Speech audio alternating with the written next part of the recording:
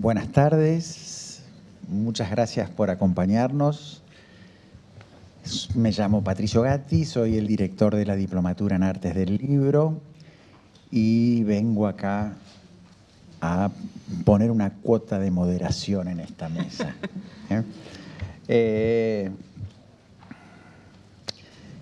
Los viejos alquimistas llamaban Saturno al plomo, ¿no? Y de ahí viene que los pobres tipógrafos sufrieran de saturnismo, de la enfermedad del plomo.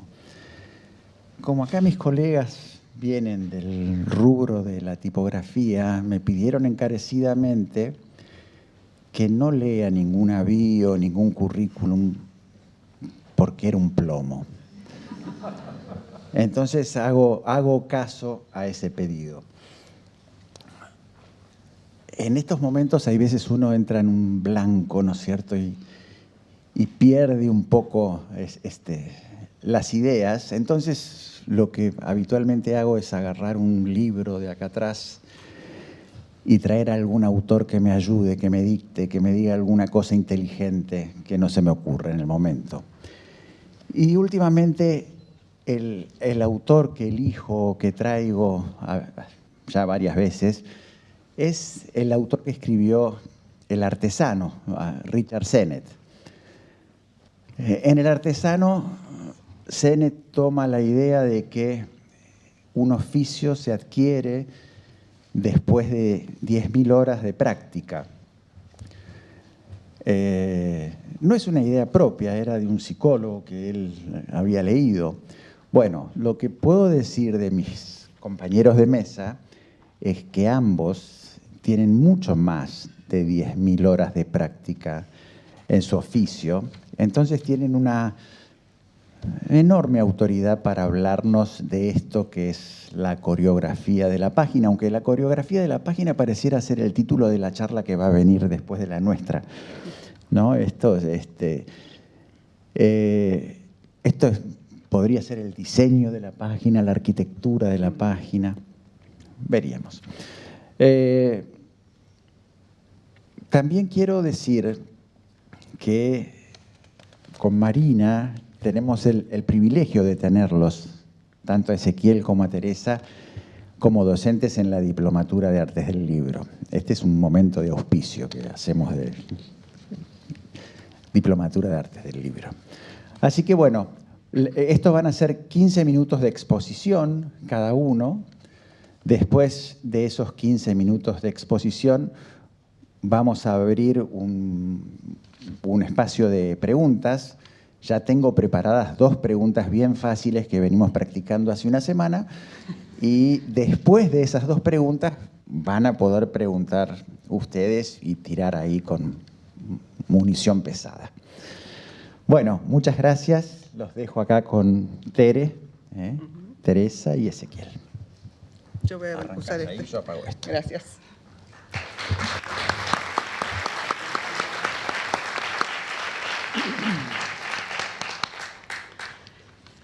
Bueno, buenas tardes. Agradezco profundamente la invitación a participar de estas jornadas. Sé que implica un esfuerzo adicional traer a alguien de Mendoza y lo valoro sinceramente. ¿Cuándo quieres? ¿Cómo se pone? Se va a pasar. ¿Tenés con la, no está todavía? Ahí está. ¿Ahí está? Sí. Vamos a ver unas figuritas, unas paginitas mientras leo un texto. Todavía no está. Así me hacen. ¿Ah, sí? Que espere. Puedo continuar con los agradecimientos porque les decía que vengo del interior del país a hablar, a charlar sobre el interior de los libros y es un placer para mí estar compartiendo este espacio junto a 2 personas que admiro frente a tantos colegas tan prestigiosos. Así que les agradezco profundamente que estén acá. Gracias, Andrea, por recibirme. Y bueno, quería contar un poquito sobre mi experiencia en el mundo de la edición. Espera un ratito. Están ahí, los veo que se mueven mucho de arriba.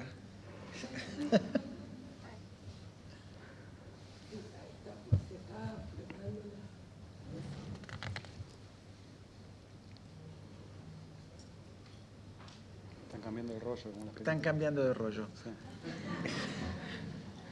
¿Alguna publicidad más de la alguna publicidad más de la diplomatura podremos aprovechar, no? Ahí tengo que agarrar otro libro porque no. Yo te dije que había que traer libros. Había que traer libros, sí, dijimos de poner una pila de libros acá. De lo que sea. Puedo recomendar una visita a Mendoza, Una visita. Ahí va. algunas bodegas, visitar. Ahí estamos, Ahí va. vale. Bien, cuando se habla, se escribe o se muestra diseños de libros, la atención suele centrarse en la tapa, en el poder de atracción visual y comunicacional de las cubiertas. Sin embargo, el verdadero territorio del libro se encuentra en su interior.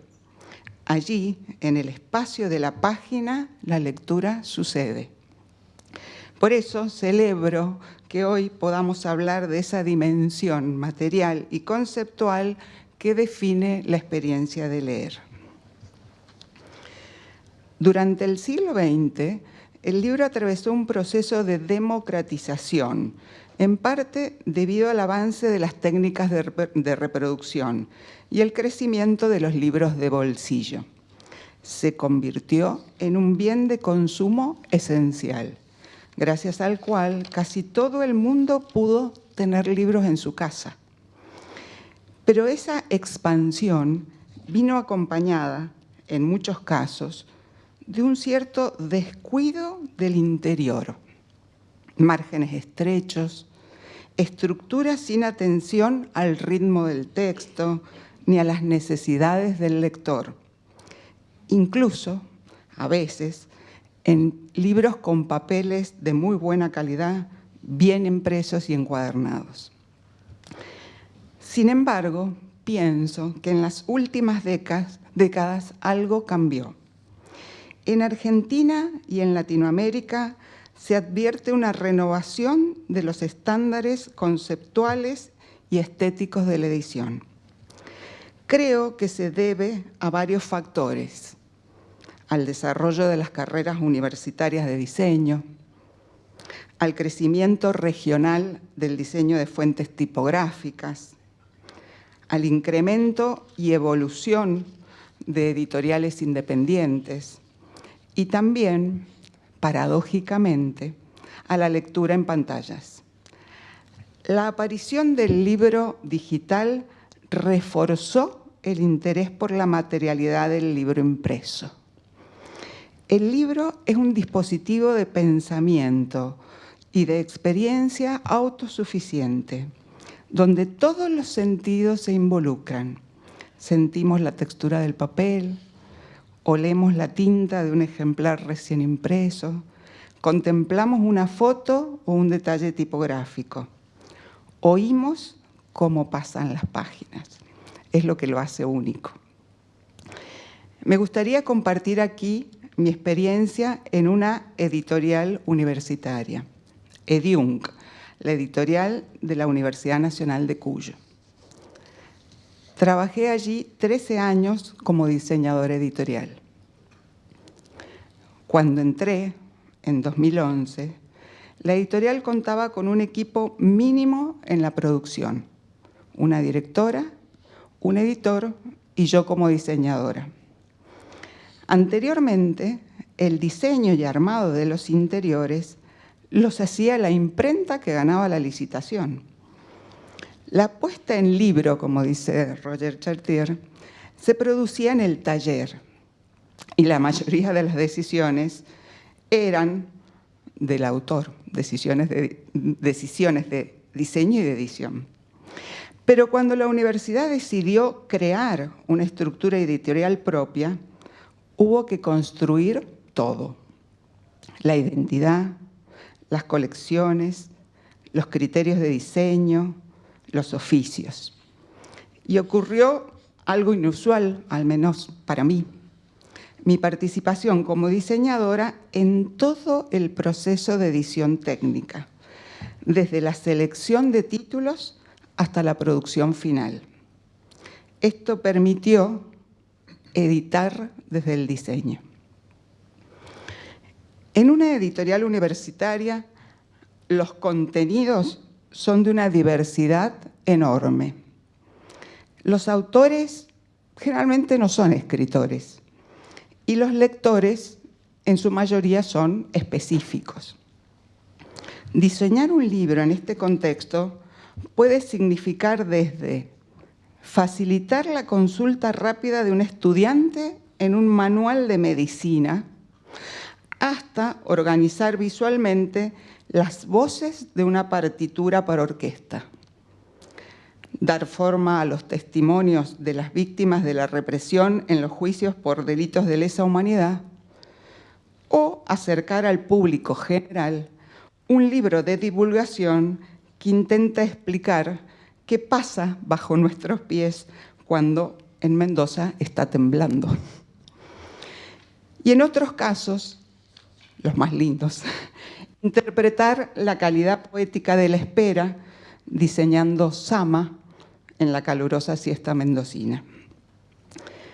Ante tanta variedad y especificidad en el catálogo y con un contexto de recursos económicos limitados, solo nos permitíamos impresión digital, papeles de bajo gramaje y encuadernación rústica, la calidad del libro depende del cuidado de la doble página.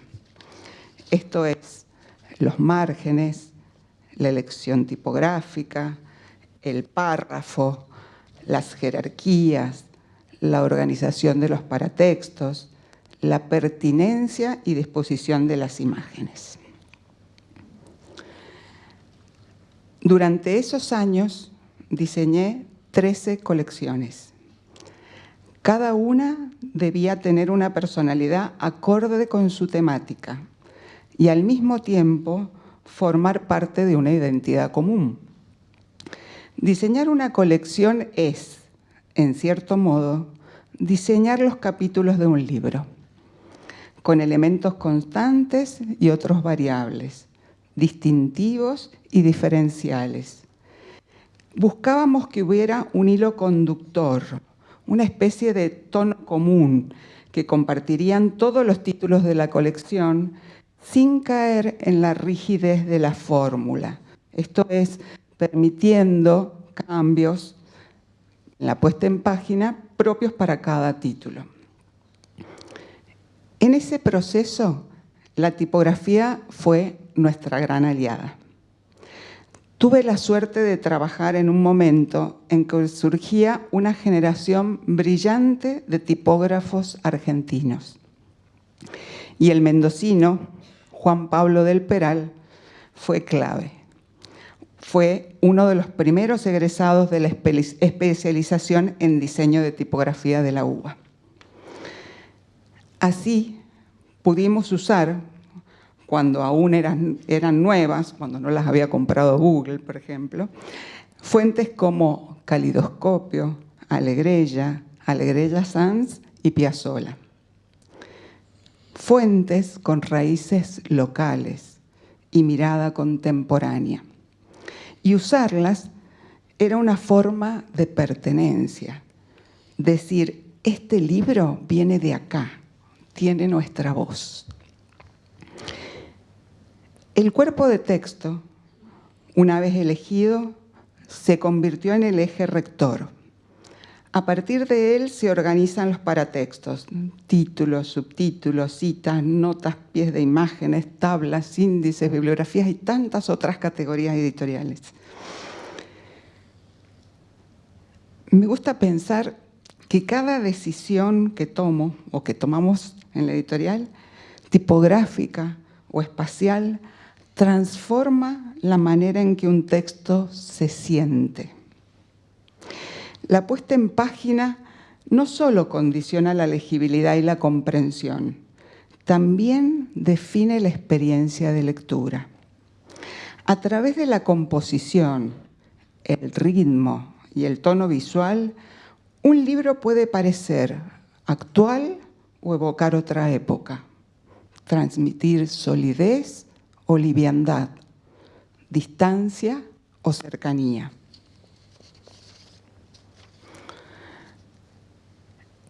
¿Es el diseño más llamativo el que convence? ¿O aquel que logra expresar con precisión el espíritu del contenido? ¿El que construye una narrativa visual que respira al ritmo de lo que se dice? El trabajo sobre la página es discreto, casi imperceptible, pero su huella en la lectura es profunda. Y pienso también en el valor simbólico de una editorial, simbólico y real, de una editorial universitaria. Editar es poner en circulación el conocimiento, hacer visible la producción académica y cultural, mostrar lo que se investiga, lo que se piensa, lo que se cree. Y también pienso en la importancia de hacerlo desde el interior del país, con autores locales. Convocar a ilustradores, calígrafos y artistas mendocinos fue también una forma de construir identidad. Entre las imágenes proyectadas, por ejemplo, no sé si ya pasaron, hay páginas del libro Guanacache, que reúne los óleos y carbones de Fidel Roy Matons, un pintor mendocino que retrató la cultura de los laguneros huarpes, que por muchas décadas permaneció tapada por las arenas del Cuyum. Ese libro lo concebimos casi como una exposición en papel. Y a la inversa, más tarde, el libro generó la muestra que se llamó El viaje interior en el Museo Carlos Alonso. En un libro de conversaciones con la talentosa Liliana Bodoc, que publicamos en Edium, a la escritora le preguntan: ¿crees que la ficción puede redimir a la realidad? Y ella responde: absolutamente. Escribir para que suceda. Tal vez quienes diseñamos libros lo hacemos por la misma razón, que al ver una página, algo sucede en el lector, que encuentre ese espacio propicio para pensar, imaginar, disfrutar y conmoverse. Muchas gracias.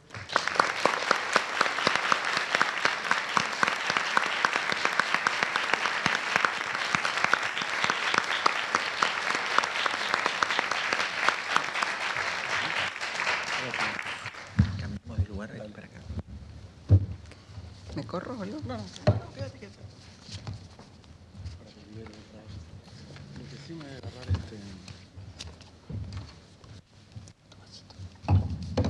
Me agarro esto. Sí, me parece que es más cómodo.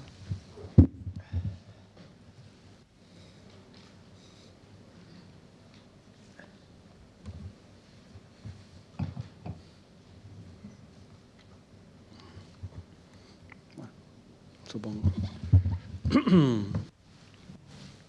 Ok, ahí estamos. Hola, ¿qué tal? Gracias por la invitación. Gracias, Patricio. Gracias, Tere. Bueno, yo no voy a leer nada. Voy a proyectar algunas cosas. Antes que nada, no sé si nos presentaste al final. Creo que no nos presentaste, ¿no? Yo soy Ezequiel Cafaro. Que no te presentes. Claro, pero bueno, nada. Me presento.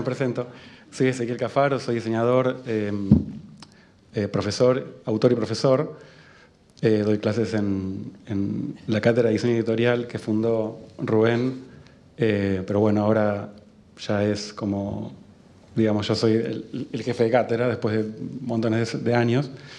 Así que todo sigue un linaje y todo se conecta.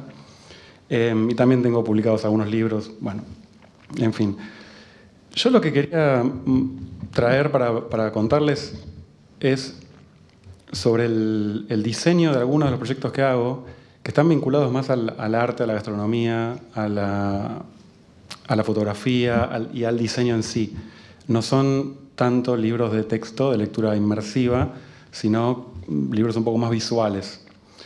Pero antes, quería empezar con esta imagen, que es una imagen tomada el 23 de abril del 2024, en la primera marcha universitaria que hubo esta está acá en Buenos Aires, pero hubo en todo el país, éramos 1 millón de personas. De hecho, yo llego ese día, miro alrededor y ¿a quién me encuentro? A Rubén y a Salma, que estaban al lado mío, entre 1 millón de personas. Y ese día, que era una marcha para exigir fondos para las universidades, una exigencia que todavía persiste, y bueno, a veces parece que muere, pero no, estamos todavía en el horno. Y ese día coincidía con que también es el Día Mundial del Libro. Entonces, era el Día Mundial del Libro, el 23 de abril. Entonces, muchas personas estaban con un libro en la mano y me interesaba hablar de la dimensión política del libro antes, después de ponernos a pensar en tipografías y demás. Porque esta persona, esta chica, no sé si lo llegan a reconocer, el libro que es un Nunca Más, editado por Eudeva, la edición de Eudeva, y lo estaba levantando como si fuera una especie de escudo, arma, trofeo, arma pacífica, ¿no? ¿Se entiende? Protección, orgullo, no sé, signo de identidad, símbolo. Y me parece que el libro tiene esta dimensión política que es clave mencionar antes de ponernos a hablar de diagramación y otras cosas que por eso son un poco más superficiales. Nuestra tarea siempre es tratar de elevar esto, cuidarlo, hacer que llegue a más personas, hacer que más personas lo deseen por diferentes motivos y que lo recomienden y que lo cuiden y que lo pasen. A partir de esto, de este objeto tan poderoso, es que empezamos a trabajar. Y a esta charla yo le puse como márgenes y dogmas a esta parte, porque hay algo en el libro que es muy fácil caer en los dogmas cuando uno habla de libros, muy fácil. Ahora vamos a hablar por qué.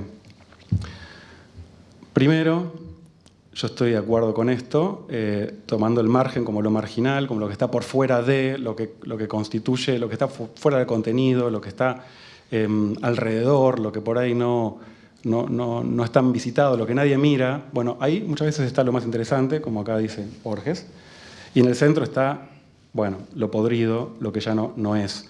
Por eso la página, para mí, está dominada por el margen, por los márgenes, por los espacios vacíos.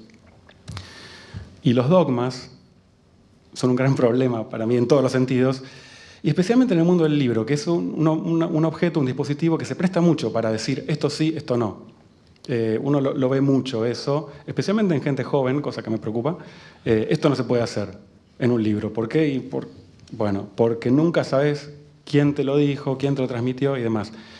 Yo parto de esa base y para mí en un libro se puede hacer de todo. Hasta eso que están pensando que no se imaginarían, eso también. Todo. Depende para qué, para quién, cuándo, dónde, el contexto, el tipo de libro, por supuesto, el tipo de contenido. No es un vale todo, pero a la vez sí. Entonces, márgenes y dogmas, para hablar de algo que suena pomposo, la coreografía de la página, pero tiene que ver con la diagramación, en definitiva, con darle orden a las cosas. Muestro un pequeño video, lo voy hablando, es sobre un librito, es un libro así enorme que diseñé para Catapulta. No sé si supongo que se va a ver, ahí está. Tiene como un noise, pero bueno. Hoy es el Día Nacional del Vino, y este es un libro sobre vino, todo tiene que ver con todo. Y es un libro que habla de la historia del vino argentino y que es un poco un manual, un poco un libro de crónicas, un poco un libro de entrevistas, un poco un libro técnico, es un poco de un montón de cosas. Y lo traigo porque fue un desafío muy grande de tipologías de lectura. Es un libro que contiene muchas tipologías de lectura. Y quiero destacar acá la tarea de la editora, Victoria Blanco, mi amiga y editora Victoria Blanco, porque creo que hasta ahora nadie mencionó la tarea del editor en el mundo del libro y en el mundo del diseño del libro. Yo digo que Victoria es una editora con cabeza de diseñadora gráfica y yo soy un diseñador gráfico con cabeza de editor. Entonces ahí nos cruzamos y nos aprendemos mutuamente para entender qué tipologías y qué tipo de textura tipográfica, qué tipo de espacios, qué tipo de proporciones, qué tipo de tamaños tiene que tener un libro. Voy a hacer un pasaje ahora y todo lo que voy a mostrar de ahora en más va a ser en negativo, para que veamos el espacio lleno como el espacio vacío y el espacio vacío como el espacio lleno. O sea, vean, lo negro acá pasa a ser lo lleno, que es el margen, que es lo que siempre estamos, lo que nunca vemos, pero es lo que hay que ver cuando uno trabaja en la página. En la música dicen, hay como teóricos que hablan de que la música se produce en el silencio que hay entre nota y nota. Yo creo que el diseño de la página se produce en el vacío que generan los márgenes y cómo esos márgenes entran o salen. Y cómo esos márgenes van delimitando e indicando al lector qué está por leer. ¿Estamos por leer un texto largo que va a durar, no sé, 20 páginas o estamos por leer algo fragmentado? Eso tiene que estar claro de entrada porque si no empezamos a confundir. Creo que la tarea del diseñador editorial también tiene que ver con decodificar, o sea, decodificar la masa de contenido y poder bajarla para que el lector simplemente pueda disfrutarlo y no perderse y no marearse con qué está leyendo. Hay una línea que van a ver que está en el centro, que no es una falla de la pantalla, es realmente una línea. Después hay como una textura que yo se la puse porque quería que sea como una fotocopia, que acá parece que es la pantalla, pero no. Es como si fuera una fotocopia del libro. Acá tenemos otra tipología, me interesaba hablar de eso, tipologías de lectura, donde creo que se entiende que estamos hablando de un libro, de una página o de un fragmento del libro, mucho más de lectura inmersiva, donde hay como 2 lecturas por lo menos. O estas. Yo me acuerdo con Victoria nos mirábamos y decíamos, ¿qué hacemos acá? O sea, ¿qué es esto primero? ¿Qué son regiones, zonas? ¿Qué es lo importante? ¿Qué tenemos que mostrarle al lector para que no se pierda, para que tenga ganas de leerlo, para que no lo aburra, para que sienta que está pasando algo nuevo, pero a la vez que no pasa algo nuevo en cada página porque si no se mata? ¿Qué pasa cuando aparece imagen? La línea persiste.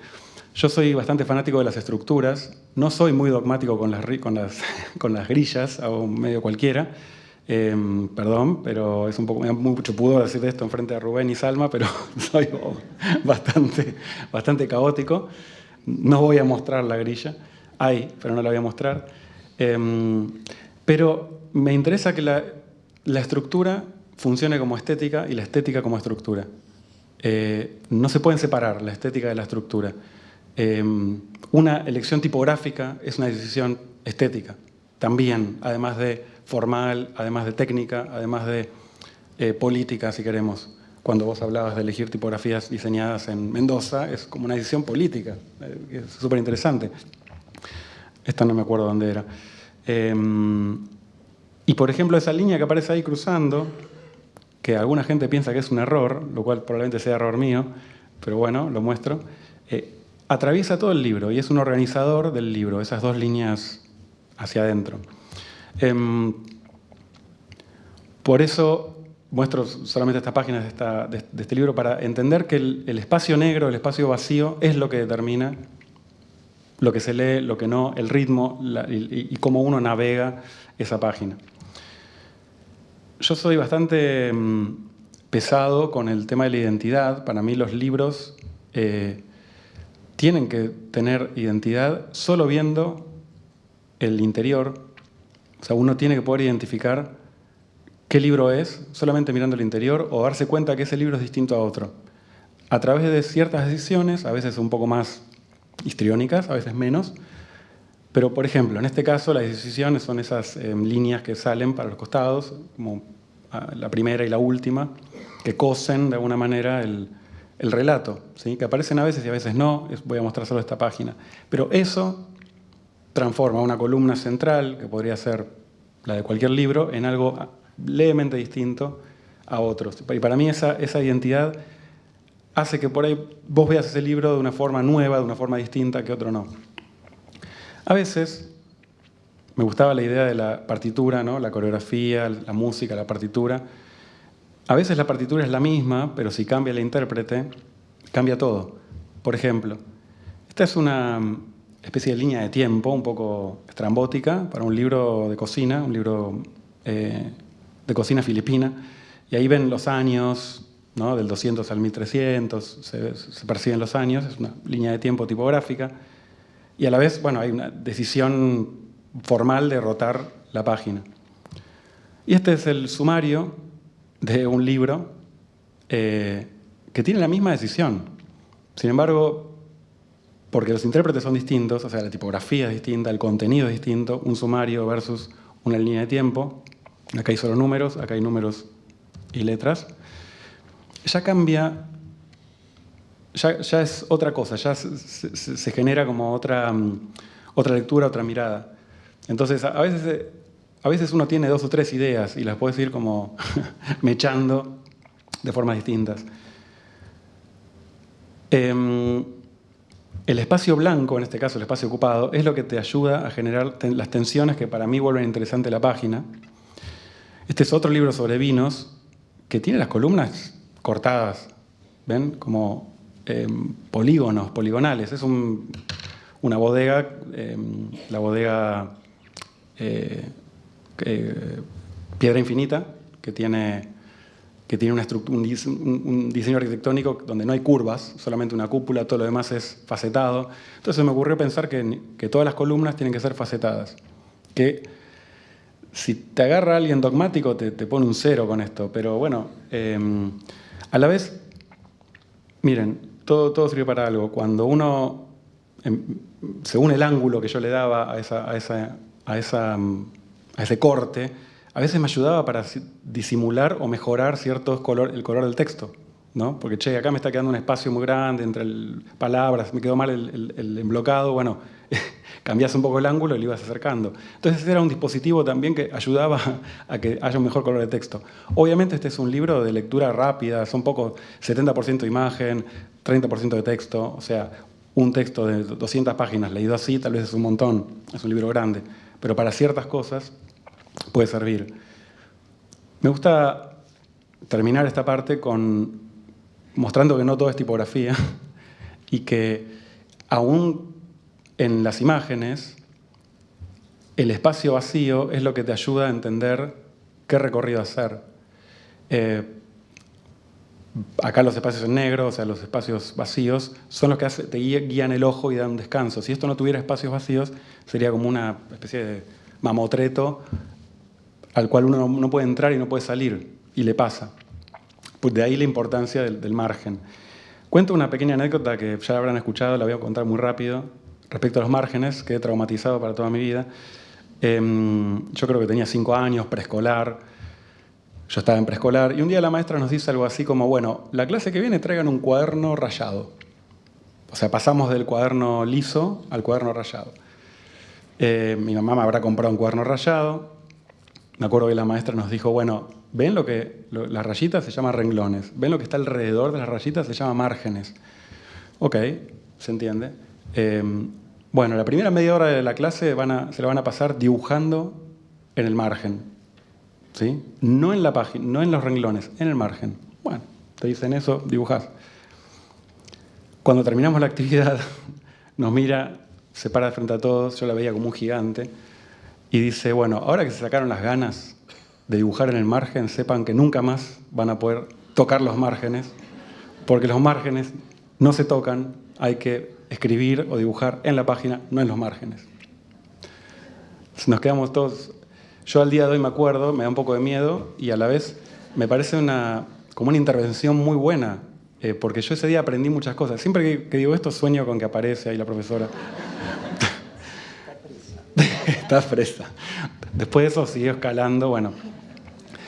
Lo digo porque yo ese día tuve mi primera lección editorial y tuve la lección de la vida, ¿no? Lo que está bien, lo que está mal. ¿Querés hacer las cosas bien? Quédate dentro de la página. ¿Querés hacer las cosas mal? Anda al margen, ¿no? Y poder switchar entre eso para una persona de clase media que puede elegir, digamos, si quiere una cosa u otra, hay gente que no tiene esa posibilidad de elegir, Me pareció súper potente, así que gracias, profesora, maestra. Nunca supe tu nombre, pero me pareció una anécdota muy interesante. Y ya para terminar, yo creo que lo que hacemos, como creo que con Rubén, Teresa, todos sobrevolaron esa idea, lo que hacemos como diseñadores editoriales es tratar de producir y generar deseo en la lectura y en el objeto libro, ¿sí? En el objeto libro, en por qué leer un libro y no leerlo en, no sé, en un PDF, por qué hojear un libro, por qué comprar un libro, ¿sí? Y ese deseo es lo que después termina haciendo girar la rueda de la industria, digamos. Si se venden más libros, hay más trabajo para diseñadores, para editores, para imprenteros, para toda la industria del libro, que es enorme. Nadie hace libros solo, muy poderosa, pero que necesita generar deseo. Por eso yo me deprimo cuando veo libros tan mal diseñados que nadie digamos, le puso un poco de amor. Creo que hace falta más amor para generar las ganas de leer, de comprar, de producir, de ir a hacer un libro, de diseñar tu propio libro, de prestarlo, de decir, mirá qué lindo esto. Y todo eso, como que parece que uno termina eligiendo una tipografía, eligiendo un margen lindo, un color lindo, algo canchero y chau. Pero es toda una alquimia que uno pone en juego para lograr algo de ese deseo y algo de ese call to action, ¿no? De quiero esto. Así que bueno, acá llega mi exposición. Gracias.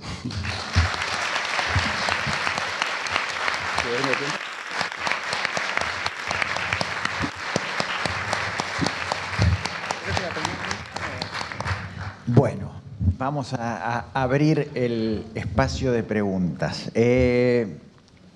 Este sábado tuvimos una clase con Horacio Zabaljáuregui, que estaba sentadito por ahí, se escapó, lo vi que se escapaba, pero avisó, donde se planteó un tema que a lo mejor medio tangencialmente toca una de las la pregunta que te va a tocar. Nosotros leemos en la diplomatura o recomendamos El infinito en un junco como un libro interesante, iniciático, bueno, y es un bestseller con un tema que no pareciera ser muy provocativo. Y le pregunté a Horacio si ese libro llegó a ser el bestseller que es gracias al poder de Siruela y de toda la industria que hay atrás, promocionándolo a Dua Lipa, que la saluda a Irene Vallejos y a todo ese tipo de cosas. Y sorpresivamente Horacio me dijo no. Ese libro era un bestseller hecho por cualquier editorial. No hacía falta Siruela, no hacía falta la industria. Es la ley de Newton. Esa manzana caía por gravedad. A las 3 o 4 de la mañana uno se despierta peleando con preguntas y con respuestas de posiblemente cosas que uno leyó en el día, ¿no? Eso me pasa habitualmente. Y uno de los candidatos bastante frecuentes en esas discusiones que tengo en soledad es Chartier. Chartier para mí es un gran provocador. Y digo, no es la culpa de Chartier, deben ser sus traductores que no entendieron nada. Y entonces me agarra eso y empiezo a discutir solo. Y quería preguntarte, voy a hacer 2 preguntas. Te quería preguntar a vos y después a Ezequiel. ¿Puede un muy mal, pero muy mal diseño matar un gran libro? Primera pregunta que va a ser para Tere, y si después la quiere levantar Ezequiel, lo mismo. Y a Ezequiel le quería hacer otra pregunta fácil. Esto es para romper el hielo, después arrancan ustedes, ¿eh? No pretendo tomar este espacio. Quería preguntarte si desde los orígenes del libro, que son como 1800 años, ¿no? Todas las épocas, siempre se entendió a este dispositivo, a este artefacto, como un dispositivo eficiente de memoria, ¿no? Piensen que los primeros libros estaban hechos para durar siglos, cosa que hoy nos cuesta mucho tener como presente, ¿no? Entonces, ese dispositivo era un dispositivo de memoria. ¿Cuál es la función actual de este artefacto contemporáneo, habiendo tantos otros dispositivos de memoria? Bueno, bienvenidos. Bueno, justo mencionaste El infinito en un junco y me pasó algo particular cuando me lo recomendaron. Bueno, fui rápidamente a comprar a la librería, pero cometí el error de comprar el libro de bolsillo. Tenía 2 ediciones. Yo decía, había algo, pero todo el mundo habla también de este libro. Hay algo que no terminaba de fluir, que no me gustaba. Hasta que viajé a Córdoba y vi la edición grande. Y la compré inmediatamente y me fascinó.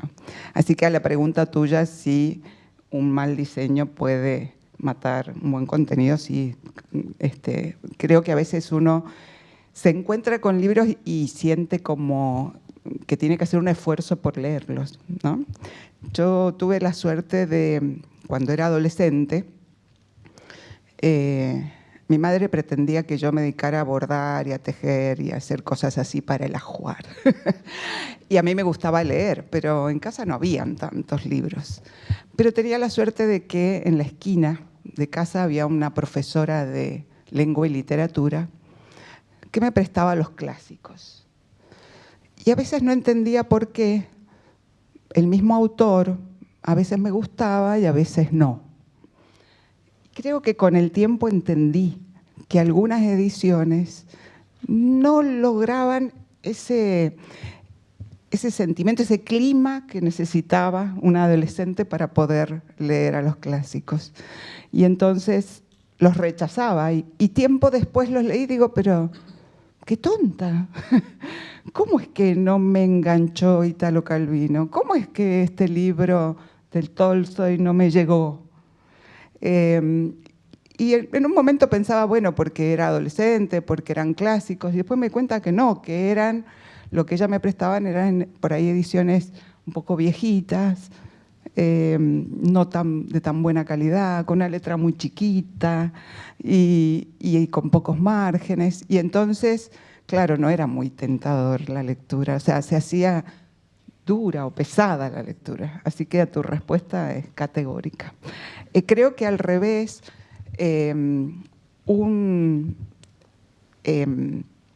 a veces puede haber un diseño muy espectacular para un mal contenido, pero eso engaña un ratito nomás. ¿Contesta la pregunta? ¿Me repetís? Era... Sí, pero más corta. ¿Cuál es la función actual de este artefacto? Sí. ¿Cuál es la función actual de este artefacto dispositivo habiendo tantos otros dispositivos de memoria? Paso la pregunta para otra persona. No. Sí, a Rubén. No, sí, lo que pasa es que hoy nadie pretende recordar nada, me parece, ¿no? Como que todo es efímero y hay una cosa así de lo inmediato, de la inmediatez absoluta, incluso con los libros. El 90% de la producción editorial es como medio descartable, lamentablemente. O sea, lamentablemente no, porque es lo que mueve la industria también. Pero, y por lo que decías vos también, de que los libros hoy no están pensados para perdurar. O sea, perduran un tiempo, unos años, y después se empiezan a romper y demás. No sé dónde va a quedar la memoria de la humanidad ahora. Probablemente en los libros que estaba mencionando de 1400, hasta ahí va a llegar la memoria de la humanidad, y después no lo sé. No sé si vos tenés una respuesta a eso. Yo me supera, no sé qué decir. Yo creo que el libro hoy, voy a decir algo un poco superficial, pero cumple una como función de objeto de deseo, como el vinilo para la música. O sea, teniendo Spotify o los streamings de lo que sea, ¿por qué vas a gastar en un libro? ¿Por qué vas a invertir en un libro? Y bueno, tiene que haber una excusa. El libro tiene que estar bien diseñado, tiene que estar bien producido, bien impreso, bien pensado, para que te dé ganas de invertir en eso. Yo creo que, no sé cuál es la función. A ver, en el siglo XX la cultura pasaba por el libro. Todo el relato cultural pasaba por el libro. Hoy el relato cultural no sé dónde está, entre TikTok, Netflix, la inteligencia artificial. O sea, el libro ya mutó su lugar como transmisor de cultura para mí. Puede ser liberador también. Soy súper liberador. Pero bueno, hace falta como una mente capaz de pasar las paginitas y no hacer un doom scrolling. Yo sé que estoy tirando terminología que no tiene nada que ver con el libro, pero hoy estamos acostumbrados a esto. Infinito, todos, antes de dormir, así. No sé, por ahí hay que volver un poco a esto. No sé. Bueno, ¿y se animan? ¿Preguntas? ¿Qué timidez? ¿Estamos en hora? Sí, estamos bien. ¿Estamos bien? 5 minutos. Sí.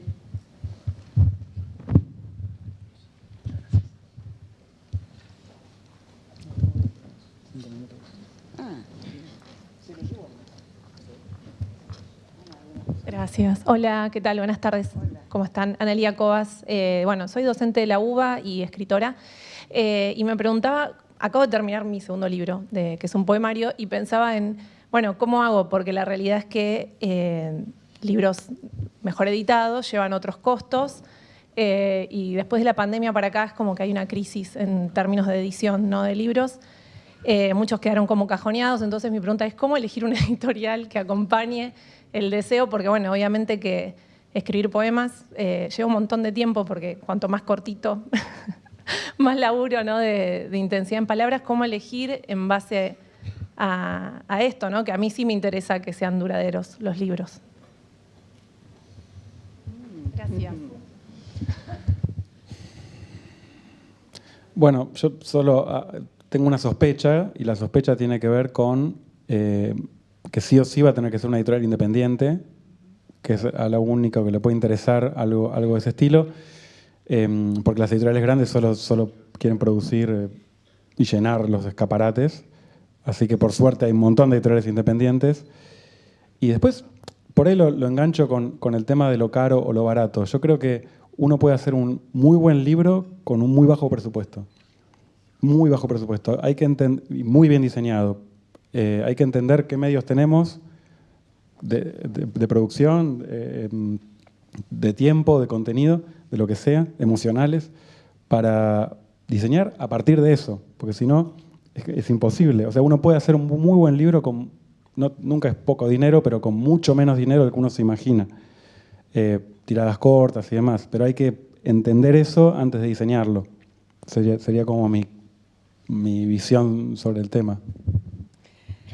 Creo que otra ventaja es que actualmente se pueden hacer tiradas cortas y eso también facilita la posibilidad de que una editorial independiente reciba el trabajo. Así que también coincido, creo que sería fantástico. Perdón, lo que siempre digo es que no hay excusas para diseñar mal un libro, no las hay. Menos hoy, con todas las herramientas que hay. Hasta se puede diseñar bien un libro en Canva, supongamos, decentemente. No me maten, pero pasa. O sea, decentemente. No hace falta ni que se paguen el paquete de Adobe. Incluso ahora Canva sacó una herramienta que es mejor que la de Adobe. Entonces, gratis. No hay excusas para diseñar mal, siempre digo eso. O sea, son excusas que uno se pone porque, bueno, cuesta. Pero de la misma forma que no hay excusas para escribir mal, uno hace lo que puede también, ¿no? Pero siempre se puede hacer algo bueno sabiendo lo que tenemos y los recursos con los que contamos. Y creo que es fundamental tener un amigo diseñador.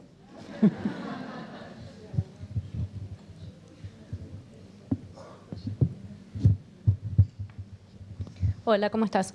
Una pregunta. Vos mostraste la tipografía siempre en relación a la página en blanco, el blanco como espacio, y en el catálogo, en el libro de vinos, hay un momento en que hay un desplegable.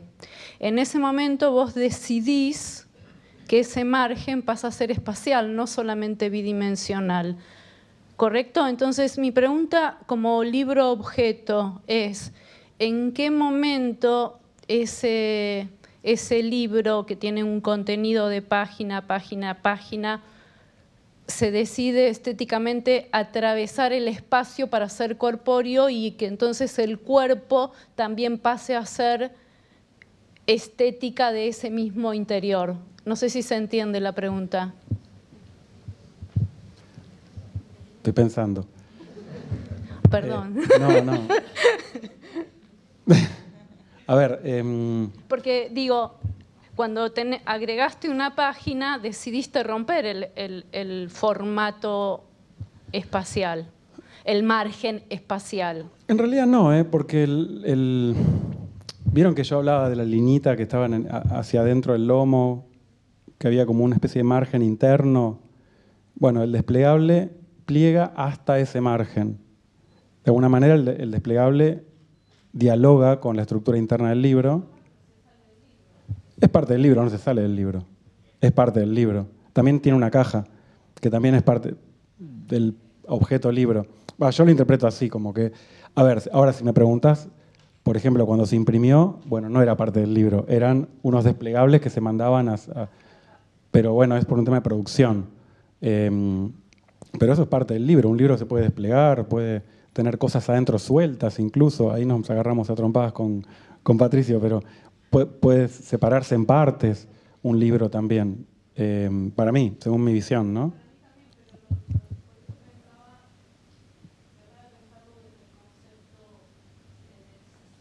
No, también la decisión era porque es un libro grande y queríamos aprovechar que sea como lo más explosivo posible.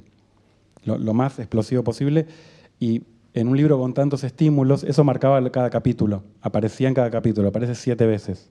En un libro con tantos estímulos era importante que, bueno, haya un momento de quiebre para entender cuándo terminaba una parte y empezaba otra. Son como decisiones estratégicas como para darles ritmos y que el lector entienda qué está por hacer. Terminó algo, empieza otra cosa. ¿Te quedó claro? Bien, seguimos. Sería un poco, no a vos, digo, al lector. Es un diálogo con lectores así todo el tiempo, estamos como hablando. No, mi pregunta tiene que ver con... Ahí pasó el micrófono, igual se escucha. Como editora, te lo digo, en relación a cómo tomás esas decisiones al poner un desplegable, a poner color, al poner, bueno, a utilizar mucho más páginas que menos. O sea, cómo arman ese tipo de decisiones, porque uno puede hacer una belleza en papel, puede hacer la mejor tapa, digamos, un montón de cosas bellas como objeto libro, pero entran un montón de factores que el editor tiene como responsabilidad también, un poco de director, un poco de dirección, acerca de lo que tenés que combatir con en relación a la pregunta de la otra persona, en relación a que el librero, va a elegir poner otro libro en su escaparate antes que el tuyo, también aún por lo que pueden ser un montón de otros factores que para tomar esas decisiones que vos estás haciendo, ¿cómo lo hacen? No sé, para quién trabajás o cómo lo ven ustedes. Porque no es solo el objeto libro cuando entra un montón de otros factores para que ese objeto sea accesible a alguien y también al que va a invertir para hacer eso. Me encanta. Yo hablé de la tarea del editor muy por encima porque, bueno, no da. Pregunta, ¿hay libreros en la sala? Ok. Los queremos. No voy a decir nada. Sigo. Bien, la pregunta de libreros la respondo otro día. No, es un chiste. Pero... Porque saben que el librero es como la fuerza oculta de la industria del libro, ¿no? El que define la vida o la muerte de un libro es el librero. Sí, es el librero. Entonces muchas decisiones, por ejemplo, se conecta con lo que estoy con tu pregunta. En general a los libreros no les gusta poner al frente libros que no tengan imagen. Entonces se lo dicen a las editoriales, ¿por qué no pusiste mi libro en la vidriera y el de al lado sí? Y porque el tuyo no tiene imagen. Entonces después la editorial viene y te dice, poné la imagen, muy lindo tu diseño, pero quiero una imagen. Y te produce una distorsión que, bueno, está todo bien, pero se empieza a producir una distorsión dogmática que nunca sabes por qué y todas las tapas terminan teniendo imagen. Y tal vez si te querés diferenciar, justamente tiene que haber una tapa sin imagen, en algunos casos. Todo bien con los libreros, los queremos, pero bueno, a veces hay como distorsiones constantes entre los editores, los diseñadores y demás, pero es una tarea en conjunto. La editorial hizo sus cuentas y hubo mucho ida y vuelta para entender que en ese libro la caja tenía que ser muy representativa del vino, porque después el libro adentro es negro. Entonces hay un diálogo constante, comercial también, para entender que, ok, queremos ser conceptuales, crípticos, pero tiene que vender, ¿sí? Es un libro carísimo además. Y en ese sentido la editora es clave. Te paso para que si no, no me maten a mí. Una anécdota de un librero que está acá presente. Una vez un amigo joyero hizo un libro hermoso de joyería, hermoso. Hizo 1500 ejemplares de un libro de joyería. Y me dice, ¿por qué no lo vas a ver a Guido a ver si le interesa vender el libro? Y Guido lo agarró y dice, no, este libro no se puede vender, no tiene lomo impreso. Todavía creo que tiene las cajas abajo de la cama de esos 1500 ejemplares de libro que no tiene lomo impreso. Sí. Sí. ¿Por qué no tenía lomo impreso? Y se lo olvidaron, viste que a veces pasa que uno se olvida de esos detalles. No sé si respondimos más o menos.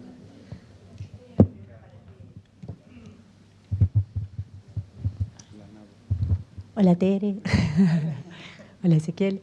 No, quería preguntar qué tanta apertura hay para trabajar con calígrafos, que vi que en las ediciones de Aide Mendoza había trabajos de amigas, sí. Seguramente, que a veces, no sé, creo que hay un poco de resistencia o es un costo adicional, así que quería saber un poco cómo lo encararon ustedes.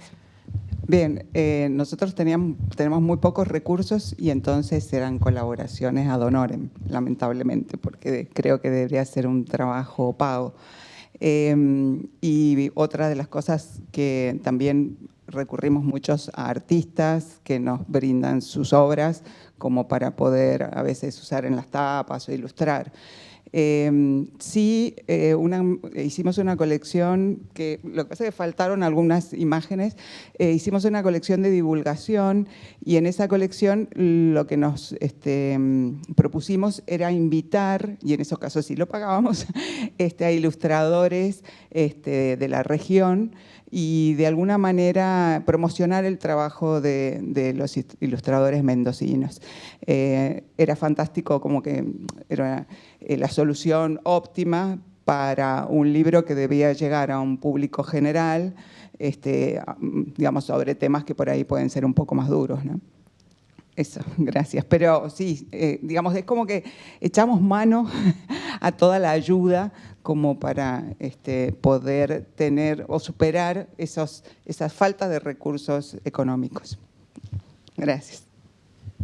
Bueno, creo que vamos cerrando.